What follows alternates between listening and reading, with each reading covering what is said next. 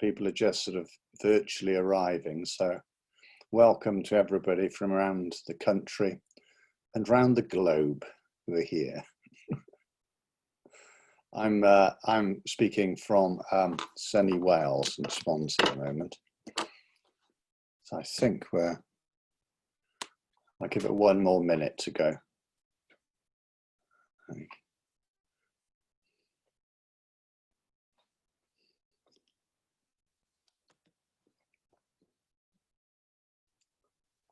Well, I think I'll make a start. Can I just give a big thanks to everybody who's come today? This is a following on from the strategy that we published in June, that followed from the research and consultation we did in May, which basically reported the issues around the research that showed a direct relationship between coronavirus and air pollution. There's been a number of studies around the world. We particularly focused at that point on Harvard and Queen Mary's, and spoke with DEFRA as well from York University. But most recently, there's been a report in the Netherlands that suggests that a 1 microgram per cubic meter increase in PM2.5 gives rise to a 10% increase in infection and a 15% increase in death.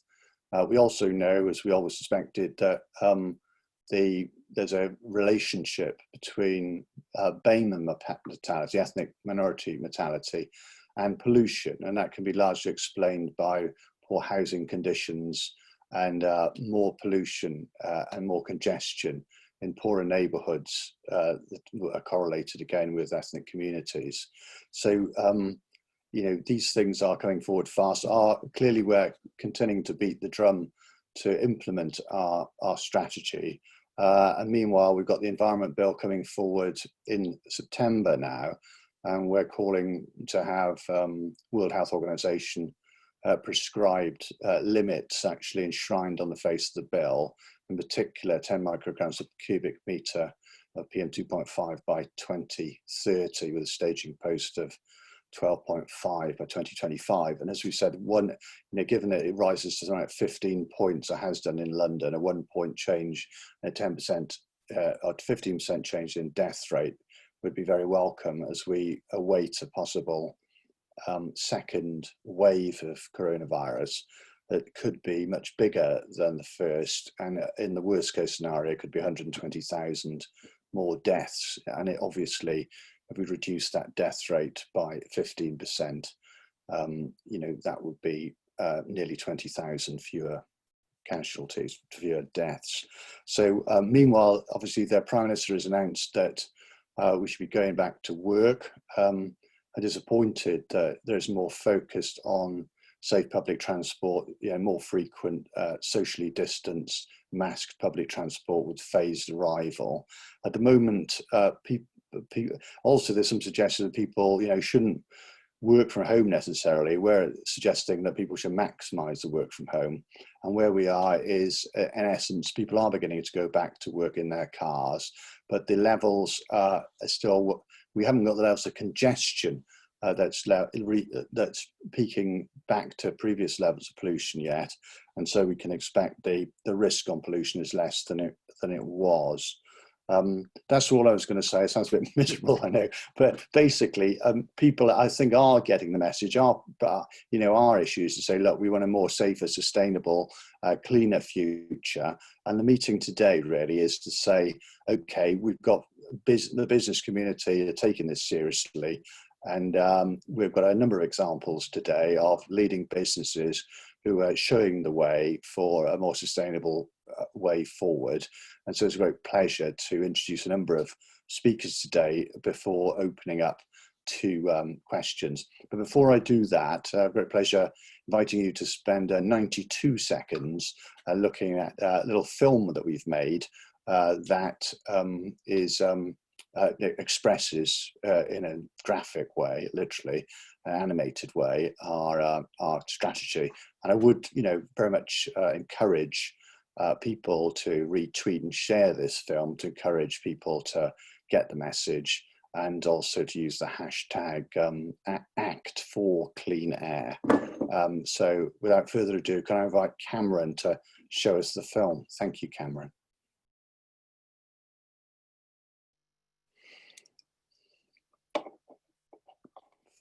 Where's the music?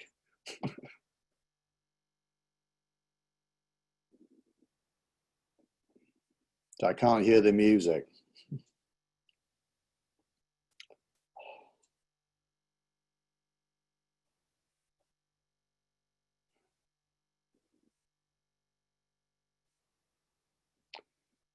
So I'm not sure what's going on with it. Yeah, can you start again with the music?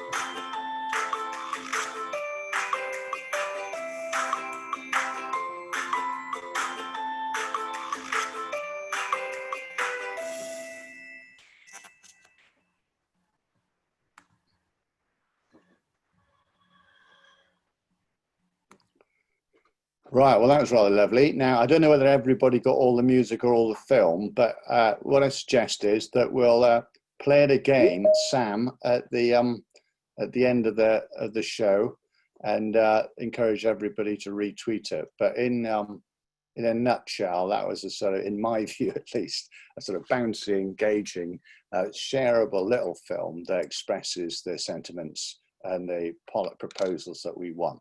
So without further ado, I've got a pleasure in inviting Global Action Plan to set out some of their thoughts on what we should do to move forward on the strategy of clean air before inviting other contributors to come forward.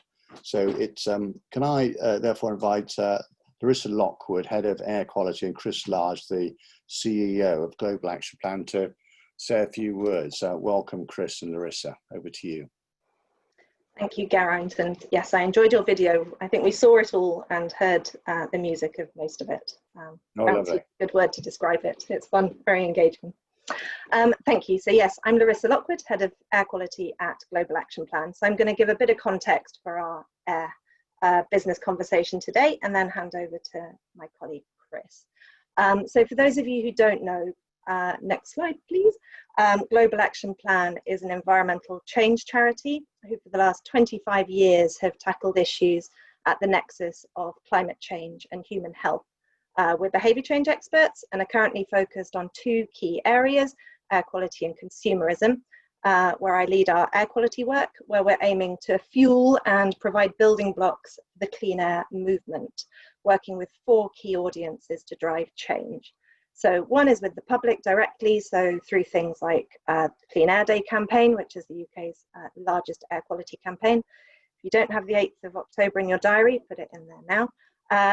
The Clean Air Hub, which is the UK's go-to public information source on air pollution, and our quarterly insights tracker looking at public attitudes and behaviours on air pollution, called CAPIT.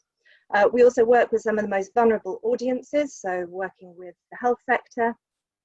We developed the Clean Air Hospital framework with Great Ormond Street Hospital, and we are currently working with the Phillips Foundation on the Clean Air for Schools framework, which we will be launching later this year. And we'll be targeting the 2,000 schools in the most polluted areas.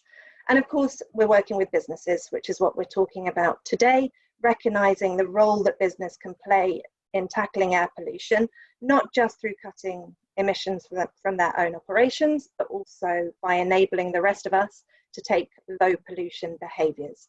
Next slide, please. And of course, we know that the case for action on air pollution is stronger than ever since the link between air pollution and COVID-19 was communicated and was so eloquently put at the last APPG meeting and in Geraint's strategy. And just some sort of public polling to sort of back this up, because there is a real public mandate for action on air pollution. We did some polling back in May, which showed that the vast majority of the UK public, so 72% of people, think that clean air is even more important now because coronavirus can affect people's lungs. So people are making that connection between air pollution and COVID-19. During lockdown, people also really noticed and appreciated the improvement in air quality. Again, the majority of the population noticed that. It was even higher in urban areas like London. And this is really quite an unprecedented moment for the clean air movement. We sort of saw clean air for the first time in a very long time, and people were practicing air pollution positive behaviours. So people notice the improvement and people want to keep the air clean. Next slide, please. And people want to see change. The majority of people want government and local authorities to act on air pollution more urgently than before the outbreak of coronavirus. And 85% of people want business to do more to cut air pollution so that levels of air pollution don't go back to the way they were. So through things like working from home, flexible working hours, more electric cars and vans used for delivering goods, and by improving air quality in the workplace. Next slide, please. Today we're talking about businesses as part of this profound moment for change, because to tackle air pollution requires a whole society response. There's a role for us all to play.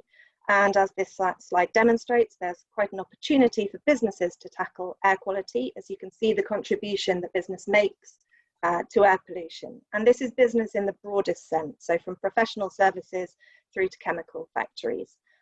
Business contributes 56% of UK nitrogen oxides, over 50% of VOCs, 30% of PM2.5, and almost 50% of all miles travelled in the UK are for commuting and business travel. Yet while net zero carbon is now part of the business lexicon, clean air is not. But by addressing air quality, companies can tackle greenhouse gas emissions and improve health outcomes, which obviously matters now more than ever due to the links with COVID-19. So that's why we need to engage businesses with clean air. And now over to Chris on what we're doing with businesses and what businesses are up to. Fantastic. Thank you, Larissa, and good afternoon, everyone. Next slide, please. As Larissa has said, there's not one sector that can solve all of the air pollution problem that we face. That's both not just one sector of society, it's not just down to central government or local government or business or individuals. It's also not just down to within business, the major fleets, the car manufacturers, construction sites, product makers, property owners. It really is a team effort that's required across all of society. And so that's why we brought together the Business Clean Air Task Force, which we set up last year in 2019. We knew there were businesses out there who really cared about air pollution. And so after we'd spent a lot of time speaking with these businesses, we figured out that there was enough appetite there for us to say, you know what, we could do more about this. We as a business community could stand up and lead and do more. So 10 businesses joined us: Blue Air, Octopus, BP, Chargemaster, Philips, Canary Wharf Group, Ricardo, NG, Zender, LeasePlan and Uber. All joined us to set up the Business Clean Air Task Force and to say, we are going to lead other businesses to play their part in tackling air pollution. And DEFRA also joined us to say, we would like to help. We've recognised in the 2019 Clean Air Strategy for the country that businesses are going to play an important role. So we want to be around the table too. And so, next slide, please. What we have come together to do as the task force is to make it easier for other businesses to play their part. And we've just recently, as the task force, launched our first initiative, which is called Business for Clean Air. The Business for Clean Air initiative is there to make it easier for any large business to establish its own clean air plan, to figure out the things that it can do to reduce the emissions that it causes and to make it easier for its employees, for its customers, for its suppliers to also reduce their emissions. And so live now online at businessforcleanair.org, you can download a guide, templates for how to set up your own clean air plan, and also demonstrate to your customers and your stakeholders that you are taking action as a business on air pollution by signing up and making the commitment that you will be a business for clean air. You can join us on the 30th of July for the first webinar in a series of webinars by the Business Clean Air Task Force. This one will cover remote working, and they're always going to be free to join, and hopefully they will also make it easier for your business to join. And we'd really encourage any politicians and local authorities also to send any businesses that you would like to see taking more action on air pollution, send them in this direction and get them to have a look at how easy it can be to be a business for clean air. Next slide, please. And so what we've now got are some very word-heavy slides that we'll be sending around in the notes. And we would like politicians to have a look at the ideas that are coming from business as to how we can make it more likely and easier for many more businesses to take action on air pollution. And so we set some members of the Business Clean Air Task Force the task of coming up with some extra help that they think central government could provide to make it easier for businesses to act on air pollution. And you'll see that a lot of these asks are very, very similar to the All-Party Parliamentary Group's own proposals that Aaron produced at the last meeting, and we're very supportive of those proposals as they stand at the moment. So I won't have time to go through everyone here, but they will come round in the notes, and I'll just pick out a few of the recommendations that have come from some of the task force members. First and at the top, these are all about private transport, the first ones. To begin with, we know that demand for EVs is far outstripping supply. An estimate here of more than 4 to 1 in terms of the demand for vehicles versus the supply of vehicles. We've seen that through the through the clean van commitment as well, that van operators are not able to get their hands on the vans that they would like to. And so we would like to see all possible policies to encourage manufacturers to bring forward more zero emission vehicles to the market in the UK, which is particularly relevant as we leave the EU's arrangements at the end of this year. We would also, a lot of recommendations here around infrastructure and the internal combustion engine phase out as is currently proposed to take place in 2040. We have some businesses here supporting a phase out as early as 2030. Next slide, please. We also have recommendations here from some of the Business Clean Air Task Force members around private transport and user incentives. And there's some recommendations in here, particularly thinking about lower earning drivers and how we could make it easier for lower earners to make the transition from a diesel or petrol to an EV. And also at the bottom here, real recognition that the energy industry needs to see the joined up strategy thinking from central government now that we are going to power vehicles as well as homes through the grid. And it would be extremely helpful to see that long-term vision of how we are going to do this as a country. And next and final slide, please. So finally, some recommendations around indoor air quality monitoring. There are businesses supporting the inclusion of indoor air quality targets in the Environment Bill, and in particular for workplaces, to see a comprehensive review of air quality regulations as they currently stand, and the strengthening of regulations for air quality inside workplaces. And finally, a request for open data and very comprehensive monitoring systems for sites around the UK that would help businesses to understand where the problem areas are, and both how to respond in a way of reducing emissions and also being able to protect their own employees or customers if they can get messages to them when there are high pollution alerts. So as we've seen from just this very whistle-stop tour, there's that business really has a play in air pollution and making our air quality much cleaner across the UK and across all elements of air pollution.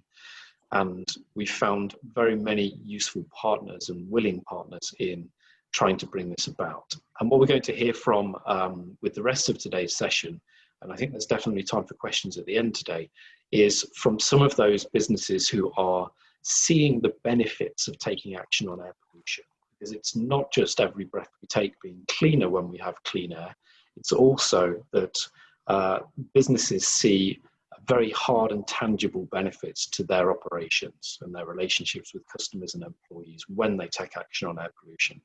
And so what we're going to hear from the rest of the session is firsthand from businesses who are experiencing those benefits. Back to you, Geraint. Yeah, well, thank you so much, Larissa and Chris. That was absolutely fantastic. I think people will be very heartened to know, the opinion polling in particular, that the public is very much wanting this change. And from the business point of view, what this suggests is we're pushing at an open door. Businesses want to be able to move forward faster, subject to the demand being there. But we've heard that there's a 4-to-1 ratio into demand versus supply on electric cars, for instance. But there's big issues that Chris has mentioned as well on indoor air quality. And this is something that we do need to get into the Environment Bill as well. People need to be healthy in their own homes, and we know that there's a combination of the fragrances, for instance, from chemicals that are used to clean our bodies and our surfaces, and ozone that give rise to secondary particulates, inflammatory problems, etc. So this is we've already hit in the headlines in terms of consumer awareness, and I think it's very important that everybody at this webinar sort of goes out and continues to promote these messages. It's fantastic the work the Global Action Plan are doing, and you know, we're all heading in the same direction. So without further ado, I'd now like to invite Philips with Mark Leftwich, the Director for Personal Health, to talk a bit now about you know, the opportunities for, you know, healthier working, often from home, but also at work as we move forward. And again, all these are opportunities for us to show leadership in it and exports, and create conditions where, you know, as we're moving towards Brexit, we can show leadership in this field, which is tremendously important. And finally, I would mention, I'm putting forward a motion to the Council of Europe in October about the need for a strategy of air quality as we all come out of COVID. So again, you know, the bells are clanging. We should be starting producing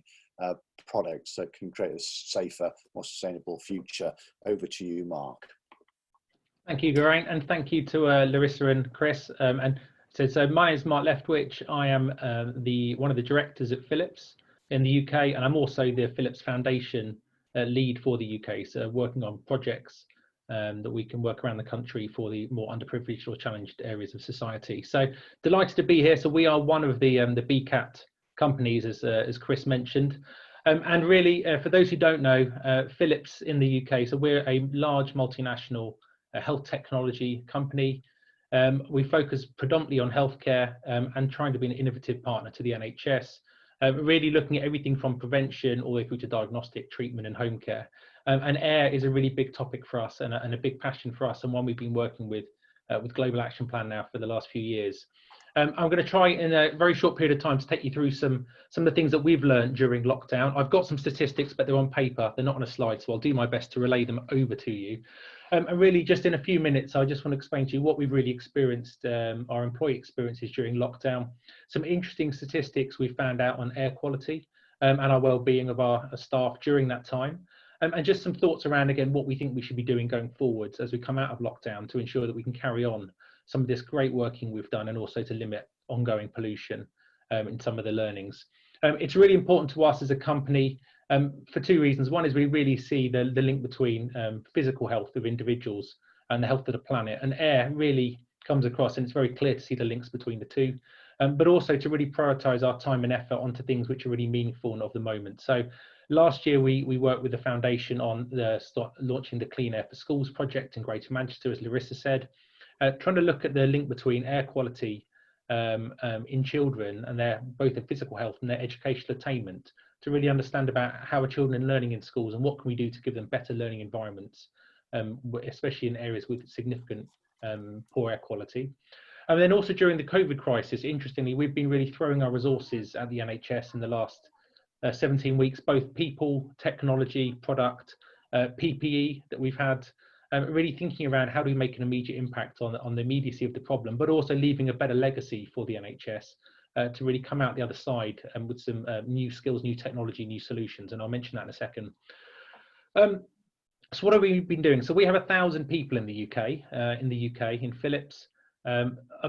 Quite a few of them work in the head office, but a lot of them work out in the field. So out every day, visiting NHS hospitals, either installing equipment, maintaining it, training, all kinds of different things. So we've had to, during the last 17 weeks, move our staff, not into the homes, but actually into the homes and remote locations to actually do their work differently, because many of them still need to function and be working with the NHS, which has been, it's fair to say, quite a difficult challenge for us.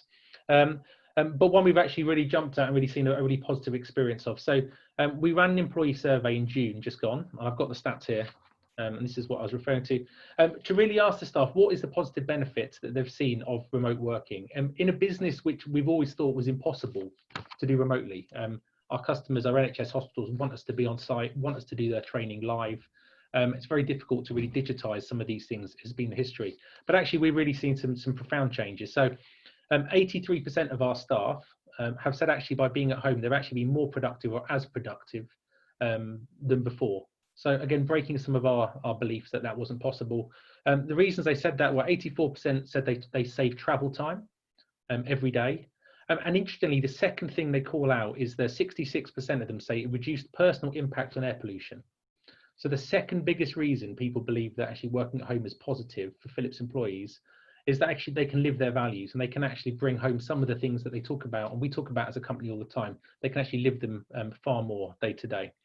And then the other 52% of respondents said it was about better flexibility and trying to manage home life, work life, child care. And that's not just with the crisis, but just ongoing. And they found a better balance through doing this. So that was the survey we did. So that was interesting. And what we actually then said was we assumed that people would want to return to work in their old ways straight after. So we asked them again what they would like to retain post this crisis in their working. And actually, on average, people have said they would like to still work remotely, either an agile or remote location, 2 to 3 days a week, ongoing, post the crisis. So that's something that we as an organisation are trying to wrestle with now, is how do we enable that? And then from other kind of more air stats is that we actually did some analysis. Travel emissions of Philips staff reduced 76% in the second quarter this year versus last year. So 76% reduction in emissions. Not 100% because we were still out and about supporting hospitals and Nightingale sites to install where we needed to. Oh, that's me. Oh, hang on, that's me causing trouble on my phone. So a huge reduction in emissions. And also the big thing we learned was about digitizing the NHS. Some of the key things we really wrestled with was how do we actually deliver some of the services we need to from a remote location. So we've done things like we've really forced the NHS and Philips staff to really transform how we offer things digitally. So we've used a simulation centre in South Wales that Geraint will be very happy with, where we actually built modular training to do things that we've always done on site in a remote way that was NHS appropriate. And this is a huge work. This is modular, purposeful, 20-minute long training for one-to-ones, for groups of people. We've had to remotely configure equipment in our remote facilities, send them to sites, and then via virtual services, set them up and run them. So really working on different ways of doing that.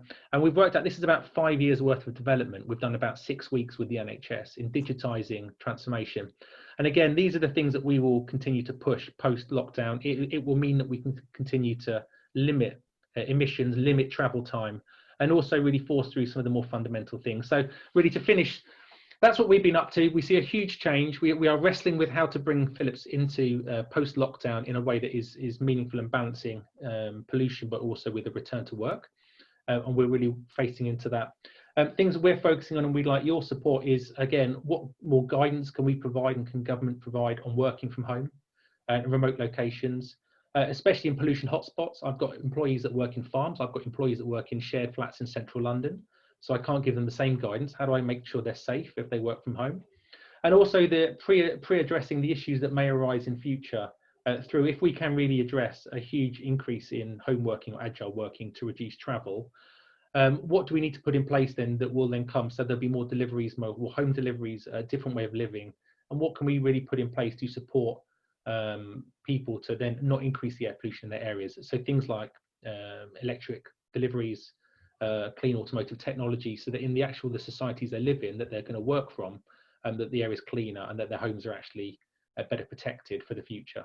So huge change, lots of interesting statistics, but we definitely see a huge shift in the ideology of our staff, that they want to now continue this and continue to keep clean air a key focus for them going forward.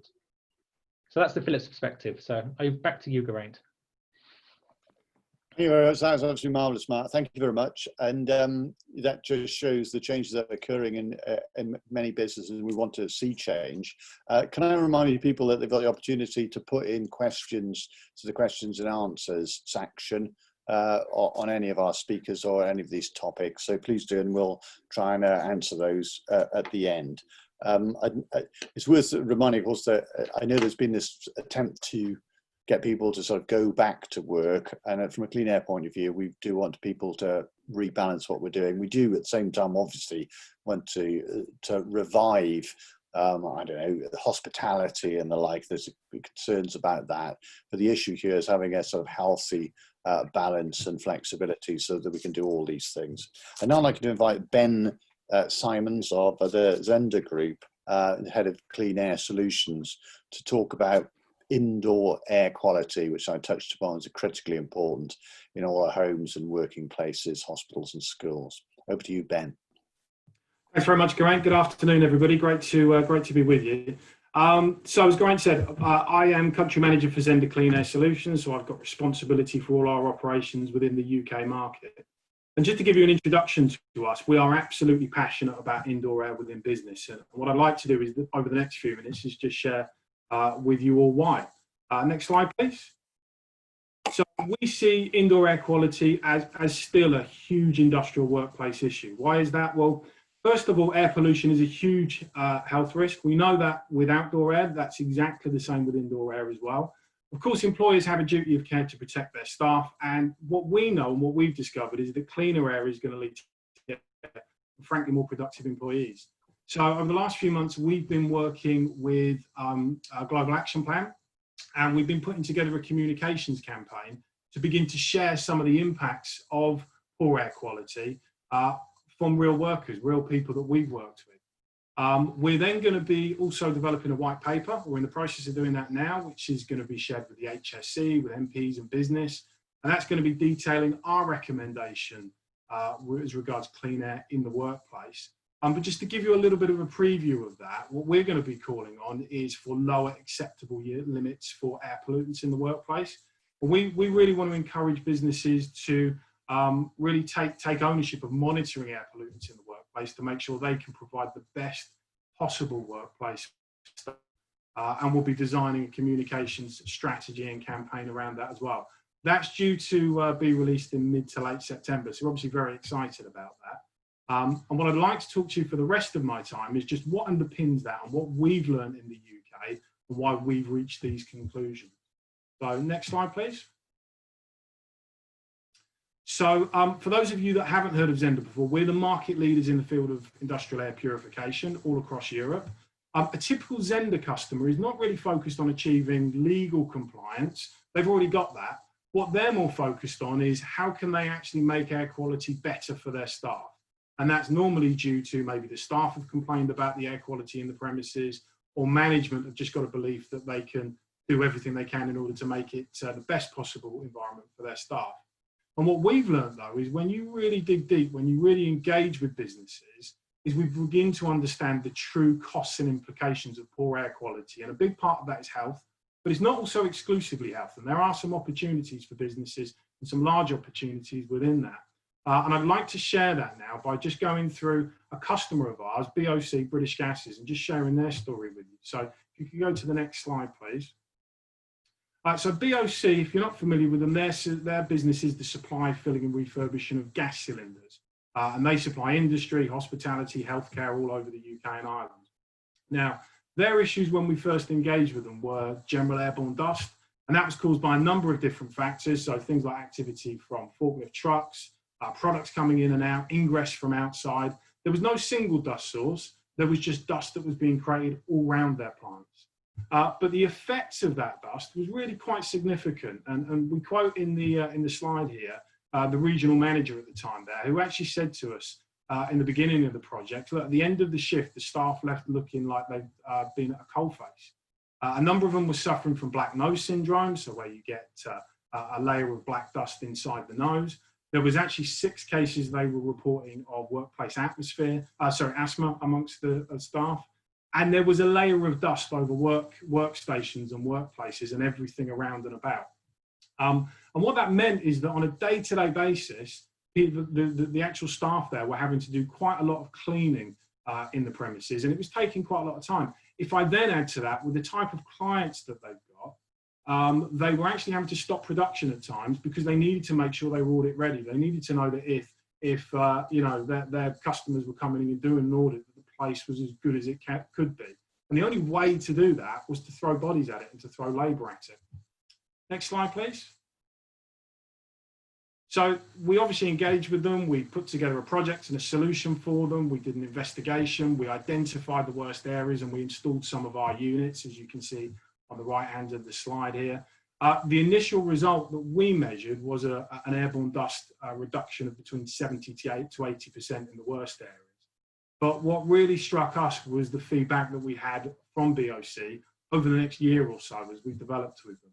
So the initial bit of feedback was that their staff felt that they were working in a better, cleaner and fresher working environment. They reported that the air just tasted better, frankly. They also reported that the black nose syndrome had basically been eliminated for the workers that were actually in those areas. They also reported that 5 of those 6 workplace asthma cases had actually cleared up. And what was really interesting is obviously we've detailed the health benefits there, but they also managed to reduce their day-to-day cleaning by over 80%. So there was a huge benefit to them in terms of time. What they did with that time, though, is they took that labour and they actually reallocated it to production. So the important thing here is that, yes, clean air was great for health, but it was actually great for productivity for these guys as well. Next slide, please. So just to summarise where we are, in terms of, from our perspective, when we meet most businesses we meet, they are in compliance with UK law. They're not over legal limits. But what we found from the measurements that we do, about 2/3 of businesses are showing airborne air quality levels, airborne particulate levels that are ahead of the World Health Organization's recommended levels. Now, we know the HSE estimates that about 12,000 deaths every year are caused by lung diseases, but what is far harder to define are those mild to moderate illnesses which really have an impact on productivity and absenteeism within the workplace. And the knock-on effect to that is that ultimately industry and the state, in the case of the health service, are spending plenty of time and money on managing the effects of indoor air pollution. We think actually we could mitigate that at an earlier stage. So to come full circle and to look at what we'd really like to see for the future, first of all, a combination of tighter regulation and raised awareness for businesses, focusing on them understanding what are the real costs of poor air quality, not just the immediate things that we see, and also encouraging business to view air quality as an ongoing measure, not something that you do 1 or 2 tests a year, take a report and file it in a bottom drawer. And then the final thing, because I know we've talked about the virus on this call so far, so it's pretty topical, and the final thought that I want to leave you with is that, you know, the science is still developing regards airborne transmission and what have you, but there is potentially a place for air cleaning to be used as part of a regime to help manage the spread of viruses and pathogens in future. That's certainly not an area that we've really dove into. We've not had the demand from the market, but as you can imagine, that's definitely changed recently. And to that end, we've actually put together a solution that we're looking to take to market fairly soon to try and help out in that regard. So given everything that I've detailed so far in the last few minutes, and obviously given to you know the level of disruption that we've had to UK industry in recent months, this is why we're absolutely passionate that delivering clean air now in the workplace is more important than ever. So thank you, and I'll hand it back to you, Grant. Thanks, Ben. That was absolutely fantastic, and really underlined the case that businesses should do this for the health of their workforce, but also will get a benefit in terms of increased productivity that can be converted into cost reductions, less absenteeism, more investment in frontline production, and ultimately more profit. And we do need to have higher standards, and it will generate profits. And these sort of innovations are tremendously important. So thank you, Ben.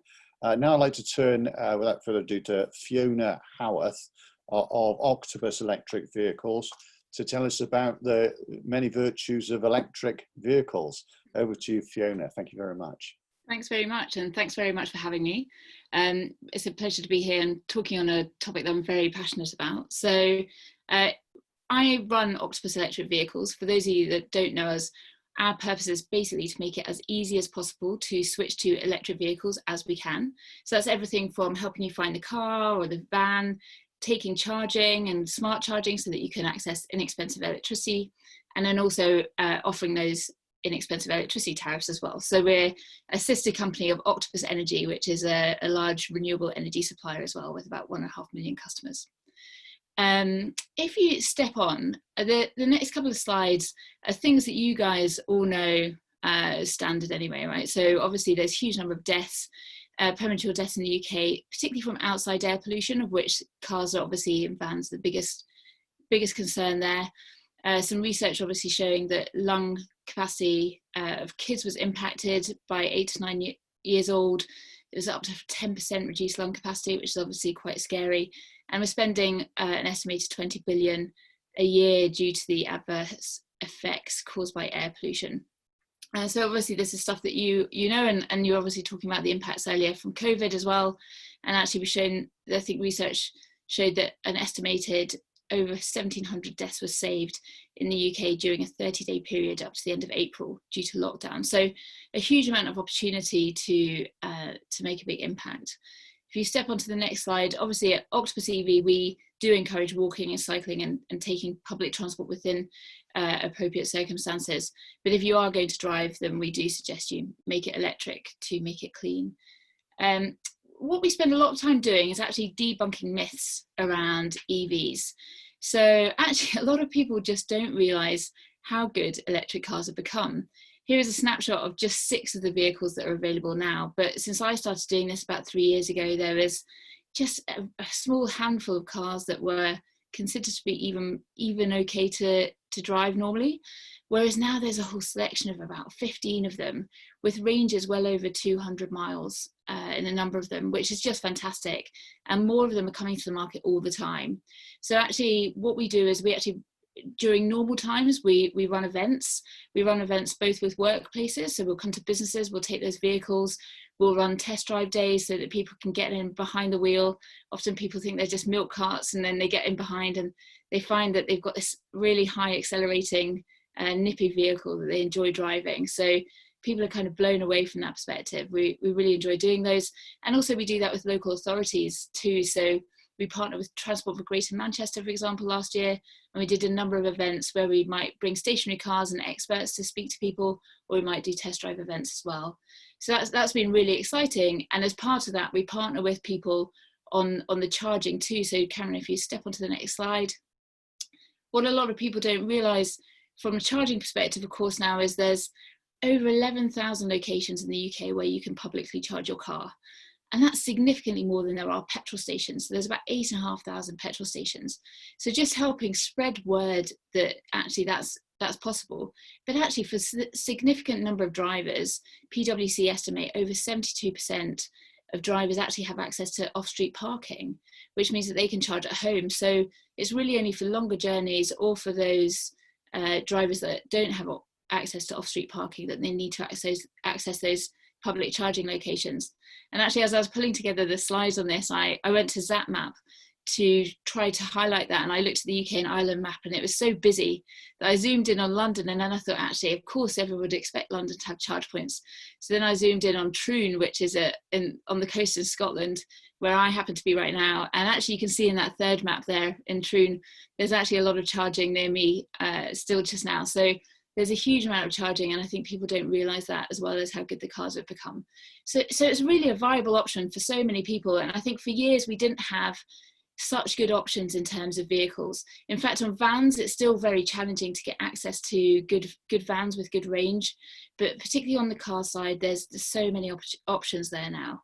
If you step onto the next slide, the thing is that other countries are really stepping up here, and per the point I think that LeasePlan were making on an earlier slide, really we have to make sure that we are competing to make sure we get the right, a good volume of vehicles here to the UK. So I think the point was the demand is outstripping 4 to 1. And we're really seeing that a lot as well in terms of the lead times continually pushing out.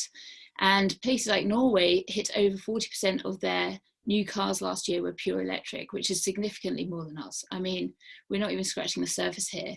And then recently, places like France and Germany have announced new increased contributions and grants towards their EVs. So in Germany, it's about €6,000. France, it's 7,000 plus an additional 5,000 through the scrappage scheme, which is just phenomenal. And actually, we've got a £3,000 grant, which is fantastic, but there are other incentives too that we don't often talk about, which I'll come on to in a second. If you step onto the next slide. So I think the emissions targets is really important for us to be thinking about. The plug-in grant is important to continue to build on, and also talking about the home and workplace grants that we do when we're out doing our events, and we're switching to the virtual events, of course. Low emission zones seem to be working and continually promoting, but what we're doing mostly with businesses is actually helping with things like electric vehicle salary sacrifice. Now, what we find is very few people know about this, and this has been enabled by the very low benefit in kind rates. So if you take the car, an electric car, either as a company car or on salary sacrifice, then currently you have 0% benefit in kind rates compared to, north of 25, 30% for petrol and diesel vehicles. So this makes electric vehicles hugely, hugely attractive for businesses. If you step onto the next slide, for those of you that aren't familiar with salary sacrifice for electric vehicles is much like getting your car in a cycle to work scheme or childcare vouchers. You pay for your vehicle out of your gross salary every month, and then you're making savings through national insurance and income tax. And so what we see is a number of employers now implementing these kind of schemes, and their employees are benefiting from saving 30 to 40% on their car costs. And in fact, they can roll in insurance and other servicing and maintenance and things as well. So they're continuing to make further savings on that as well. And actually, with these kind of options and opportunities, we can start to compete with Germany and France. And when the car manufacturers are thinking about where they might bring their electric vehicles, because they can only make a certain amount over the next couple of years, we want to make sure as many of those are coming to the UK as possible. And so unlocking these kind of schemes increase the demand for electric vehicles in the UK and can help us ensure that more of them are brought to the UK as well. Just to really highlight the kind of benefits that people are seeing then, to talk through an example, if you step onto the next slide. I've got one example here for a chap called Max. Max works for a small IT firm, and he drives a Nissan Leaf to the beach every weekend to walk his dog Fred. In this example, Max is on a salary of £40,000. He's leased this car for 36 months, so for 3 years, and he drives up to 10,000 miles a year. Actually, on an annual basis, on a monthly basis, he will pay over the next 3 years just £300 for that vehicle, net out of his net salary. And that's including his vehicle of choice, cover for the business, so that if he was to leave the business wouldn't be stuck with that car. Servicing and maintenance is included, roadside assistance, and accident management. If we step onto the next slide, I won't go through this in a huge amount of detail, but the highlight here is if he was to do that directly himself, he would be spending an additional £5,000 roughly over those 3 years versus if he was doing it on salary sacrifice. So actually these kind of incentives are putting us much more alongside the kind of Germany and closer to the French incentives, so that we can kind of continue to play on that international stage, because essentially bringing these electric vehicles to the UK is an international game, and we need to make sure that we're bringing them here. So businesses that are doing this are continuing to see great benefits for their employees, and actually it just takes all the hassle away for the employee. There's no upfront cost. We take care of servicing and maintenance, and actually we find that people are getting a benefit from a well-being perspective, reduced stress, and actually it's helping with retention and other things for the business too. So it's all round a win, but it's not very well known about. So we need to kind of spread the word. Thank you. All right, that's absolutely fantastic, Fiona. And I'm looking forward to having my own test drive with you. There we are. It is important to get these figures out. I had a meeting recently with Enterprise, and I assume, again, to a certain extent, people drive new cars when they rent a car. It's important to push these through the corporate sector, through the rental sector, then to build a second-hand market at affordable prices as well, to get these discounts. That's fantastic. Now, without further ado, and incidentally, on the figures about death that we mentioned, I know that some of the studies in China in particular have shown that the reductions in air quality and the thousands of people who lives were saved through better air quality far outstripped the COVID deaths. Obviously, they did much better than us in terms of COVID deaths, but it just does show how it works on both scores.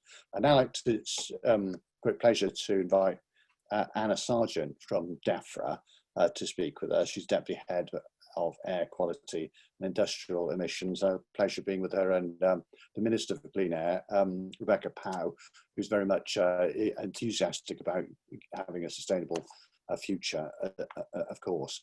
And so without further ado, Anna, it's over to you. I should just make the quick point as well that obviously DEFRA is doing, is the main engine and main responsibility for clean air, but obviously there's responsibilities right across government, for, Department of Transport, Treasury in particular, but everywhere to deliver clean air for all of us. It's important that all of us in this room, virtual room, sort of press our MPs and press our government, whoever they are, to say this is on the public's agenda, this is on our agenda. We want everyone to support this, which will help people like Anna deliver the outcomes that we want. So over to you, Anna. Thank you very much.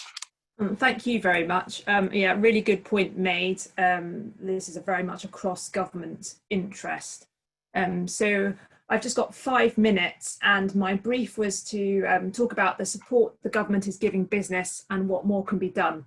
So I really enjoyed listening to the other speakers. What I'm going to share is a little bit different, hopefully of interest.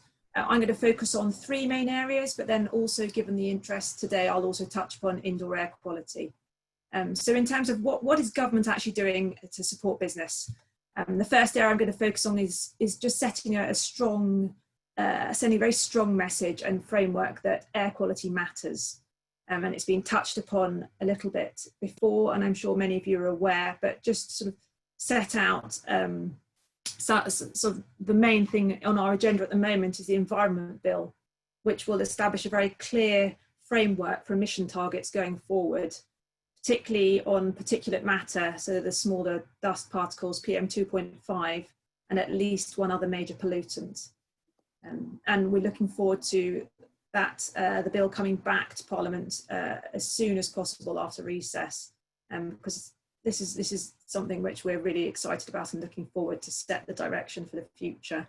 We also established in 2019 a clean air strategy that we published that some of you will have seen, which sets out a very high ambition for air quality, which was picked up by the World Health Organization at the time.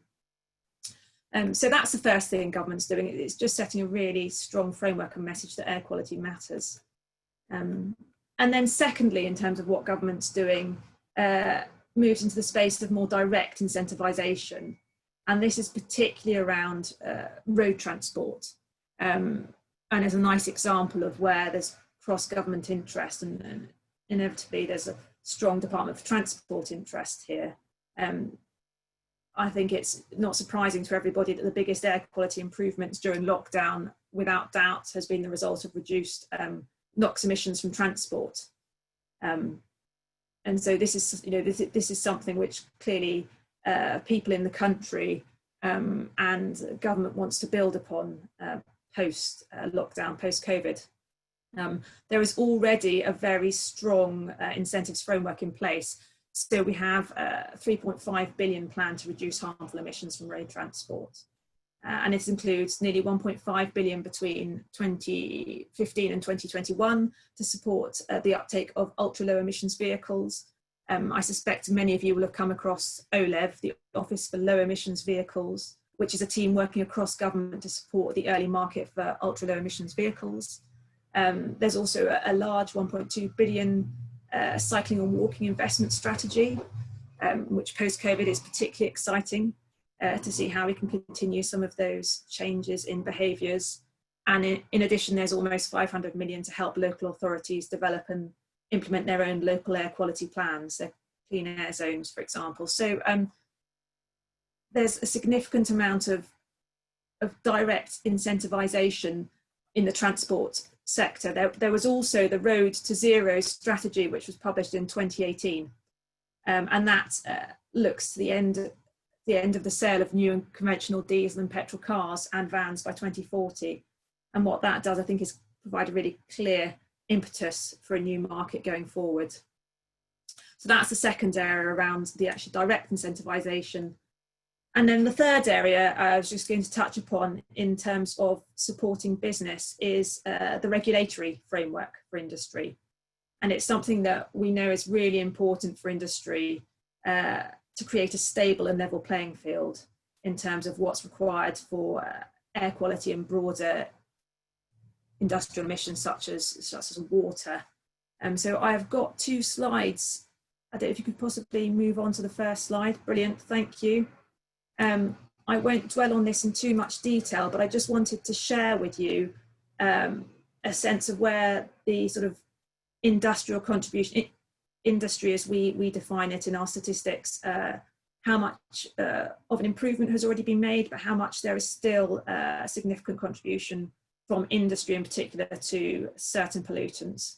So we can see there nitrous oxides, about 1/5 of nitrous oxide industry will contribute to a significant amount of our sulfur dioxide, still over 60%. Again, non-methane volatile organic compounds, high, and PM 2.5, 15%, which although not as much is significant, particularly given the challenging targets we're looking to establish.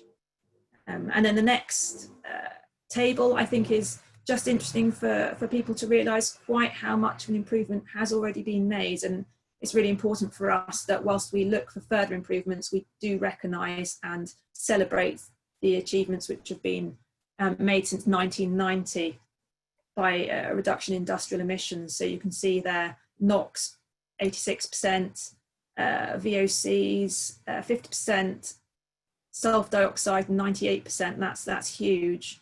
And when we think about the problems of acid rain in the 1980s, and then particulate matter 80%. So yes, there is a lot more to do, but we must also remember and celebrate the successes that we have as a country achieved. Could you go on to the next slide, please? Thank you. So this is just really to share with you, for those who aren't aware, our existing regulatory regime. So the UK has a very well established approach to an integrated pollution prevention and control through the use of what we call BAT, best available techniques, to ensure that certain industries are able to employ the most effective and efficient techniques going forward.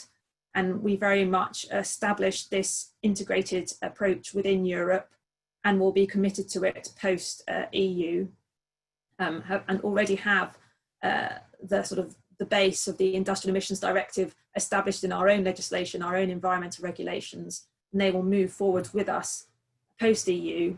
And our particular focus will be on ensuring that we have a clear regulatory framework going forward.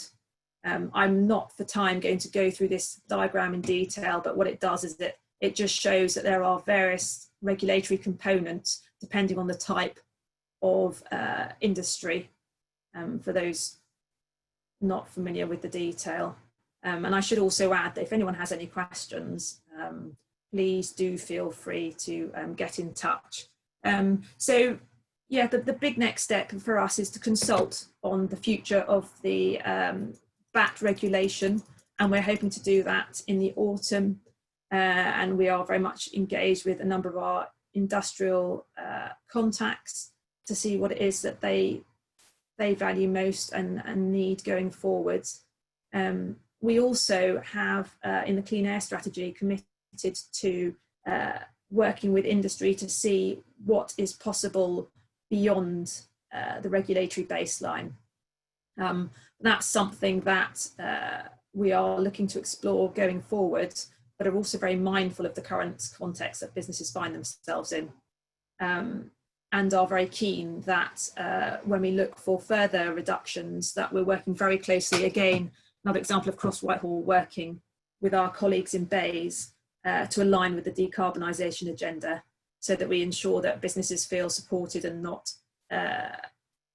engaged in too many fronts.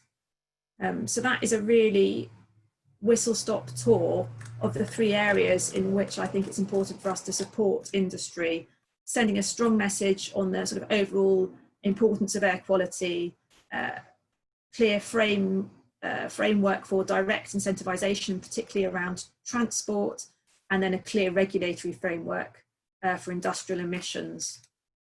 I will leave there because I know that we're out of time, but I can answer questions on indoor air quality if people would like. All right, that's wonderful. Thank you, Anna. Now, we are out of time. We'll probably run another 5-10 minutes. I think we've got 3 questions that Nicole has got that I'd like all the panelists to answer, and I'll probably ask them in order that they give them. I should mention, Anna kindly mentioned the massive progress that we've made since 1990, but I should point out that, of course, 1990 was 30 years ago, and I think all of us in this meeting are interested in what progress has been made in the last 10 years, and a lot of the previous progress was obviously due to closing down the coal mines and exporting a lot of our industry, and we really do need to focus on what we've done in the last 5 to 10 years and what we're going to do in the future, and that's what this meeting's about. I've got 3 questions that Nicole's going to read out, and then I'm going to ask Mark, Ben, Fiona, then Anna to answer, and then Chris and Larissa, and then I'll wind up. And as Anna's offered, if she want to make a quick comment about indoor air pollution, what the government's going to do about it, in particular whether it's going to be the Environment Bill, that would be very welcome. So Nicole, can we have the questions, please? Yeah, so there's a mixture of ones that have been asked in the Q&A box and ones that have been sent earlier. So how can we measure air pollution in various neighbourhoods and in office buildings? And what role can air filters play in improving indoor air quality? And do any of the business in the panel use them? What can be done to ensure innovative and green financing for infrastructure and green jobs? And particularly in relation to electric buses, what can be done for new financing models? And are there any new announcements from the government? And what are the most tangible achievements of Global Action's plans for Clean Air Day? And in brackets, not including social media impressions. We're a bit short of time, so what I'm going to do is ask the people who've given their contribution so they can choose, one of those questions and perhaps have one idea on what they think government should be doing to help our mission to deliver clean air. What's that particularly? So I'll start, and we're going to have to hurdle through this, but quick couple of sentences from Mark. Is that all right? It's Mark, all right, to say something? Yeah, I can. So again, the one I can probably talk about is air purity in the home. So again, if we encourage our staff to continue to work in the homes ongoing, our clear view is we should be providing them with equipment to be able to monitor and look after their healthcare. So I've got a live example here. Here's my air monitor down there, which is monitoring and cleaning my air today. So there you go. That's my live cell. It's my first. I didn't expect that. But again, we can't just let people work from home again unassisted. We should give them tools and funding to provide tools in their homes from any company to enable them to make sure that the air they're working in is clean and sustainable. So that's the view from me. All right, lovely. Ben? Yeah, certainly with regard to air filtration, I mean, I think it's absolutely crucial that people understand that by putting a filter into your workplace, you're going to be able to breathe a better quality of air. I saw in some of the questions about PM2.5, these kind of things. Ultimately, it comes down to the level of filter that you put in there, but there's stuff available on the market now. The technology is there. It just needs to be the will that is there to actually use these and implement them in every workplace. And finally, Ben, do you feel that government regulations should be tightened up? Because your example of POC, frankly, was quite horrifying, that before you intervened, that there was all these people having asthma, black noses, all the rest of it. It just seems to me outrageous, I've got to say. Don't you think we should increase the regulation as well as providing, the sort of commercial incentives? Absolutely, yeah, 100%. I mean, the issue is that the workplace limits are high, and there is a gap between that whereby people will experience illness, whether that is, fatal long-term chronic illness, or whether that may be shorter-term stuff, whereby they might just have to be absent from work, have to take a few days off with something that looks like the flu, is a different kettle of fish. But there is a gap at the moment, and we really need to close that gap because it's so difficult for us to quantify that. We need to get to a point where we can do that because, as I said earlier, that really is costing business, but it's also costing the state plenty of money in mitigating it. And then Fiona, do you think you'll say whatever you want to say, but do you think the government should be more to pump prime now as we're coming out of lockdown, electric vehicle production in Britain to meet that excess demand, make money and have a step change towards a cleaner, greener future? Fiona? Yeah, I think the more that electric vehicles can be made, the better. The more of them, wherever they're made, if we can get them to the UK, the better. If you take that 20 billion that we talked about earlier, which is what we're spending on the NHS in terms of, fighting adverse effects from air pollution, let's take some of that we spend every year and put more of that into actually attracting EVs here to the UK in the first place. So I think, Anna, it's great to hear that we're spending 1.5 billion, I think it was, over the next year or so. But actually, could we do more there so that we can really compete in that stage? And yeah, if we can invest in some of our manufacturing in the UK, even better. Yeah. Anna, got the final thoughts? Maybe a quick mention of indoor air pollution as well. Yeah, so I saw one specific question addressed to me on saying that local authorities have, they've asked local authorities for real-time air quality monitoring, but it's well down their priority list. I mean, I would say there that therefore we are looking to see how we can better support local authorities, in particular to establish and deliver their local air quality management plans. The reality is that they are pushed on a number of fronts, and more broadly, I would just say that ultimately there are lots of compromises at the moment and questions over priorities. The more public interest and demand there is for better air quality, the more likely we'll be successful in prioritising it. In terms of local indoor air quality, I think there is increasing recognition of the importance of this issue. And a good example is in February, there was a chief medical officer and government chief scientific advisor chaired a roundtable to consider the need for a much more joined up approach to this in government. But I would say we're still in the space of understanding this area and really getting to grips with the evidence base, and that's quite important before we determine what we do about it. But completely agree that this is an area that needs our attention. Right, and then I used to be a local authority leader, believe it or not. I was in charge of Croydon and delivered the electric tram link, 26 kilometres of tram. And it seems to me that if I was a local authority leader and I wanted to deliver clean air, the best thing that could happen is everyone was driving around in electric vehicles and staying half the time and working at home. So do you think the government should be doing more on that? I know this isn't, you can't say, you're not in charge of the Treasury or anything, but presumably it's not, local authorities can't deliver those changes on their own, can they? That's what I'm trying to say, but they can do monitoring. Yeah, they need support, but I think one of the key things that they can do is have their local air quality management plans, which will, they obviously won't have all the levers to deliver them, but that will enable them to think about the components that they can control and also to feed back to us on any changes they have. I mean, the other thing I should mention, and electric vehicles are great, we're very aware that the electrification of vehicles won't stop the reduction of brake and tyre related PM2.5 particulates. So that's something we're aware of too. Right, okay. Well, I better drive more slowly.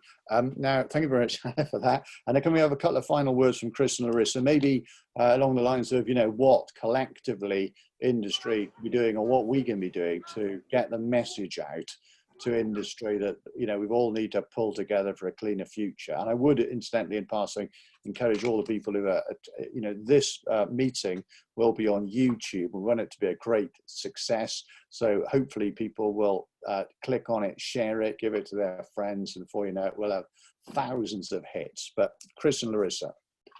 Larissa first, perhaps, just a couple of minutes. Great. I'm going to answer the Clean Air Day one, if that's all right, and I'll leave the industry-wide one to Chris. So on the Clean Air Day one, thanks for noticing that it trends on Clean Air Day, the hashtag. It does indeed, but we do also work with opinion research to measure the impact of the campaign, because we are all about seeing tangible change. And we know from the research that we do, looking at before and after behaviours, that people who have engaged with the campaign are significantly more likely to have taken low pollution behaviours in the preceding, after the campaign than beforehand. And it's not just us reviewing this. Public Health England also reviewed the campaign as part of their report, looking at the effectiveness of different interventions. And the Clean Air Day model does seem to be an approach that works in terms of changing behaviour. Now over to you, Chris. Excellent. Thank you, Larissa. And really worth saying as well that the Clean Air Day is, of course, a huge collaboration. There's 250 supporter organisations behind it. It's certainly not Global Action Plan's thing. It's really owned by the Commons, and it's down to huge amounts of work by thousands of people across the country who get the word out on that day and lead to some permanent changes, like street closures on a permanent basis outside schools in Southampton, and very regular car-free sessions in streets in Edinburgh that were all first piloted on Clean Air Day over the previous years. When it comes to businesses doing more, really what I'd like to see is everybody talking about the benefits of action on air pollution, and not just that this is a good thing that a responsible business should do for the health of children and adults, and especially more vulnerable adults across the UK.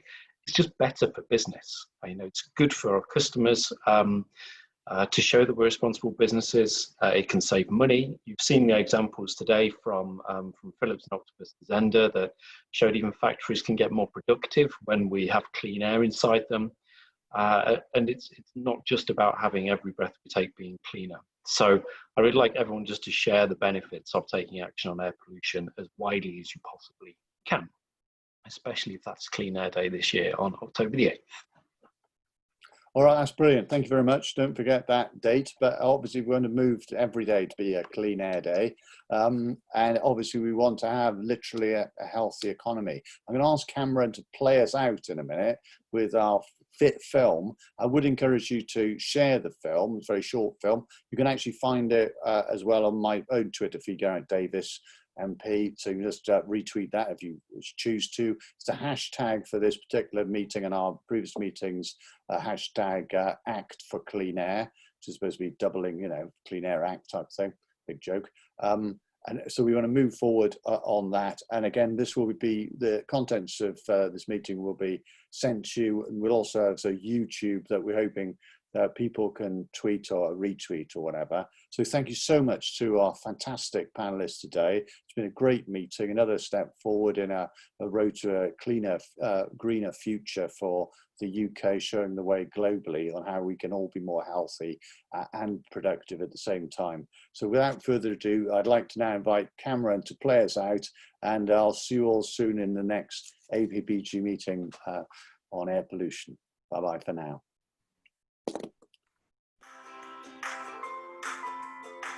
What about you?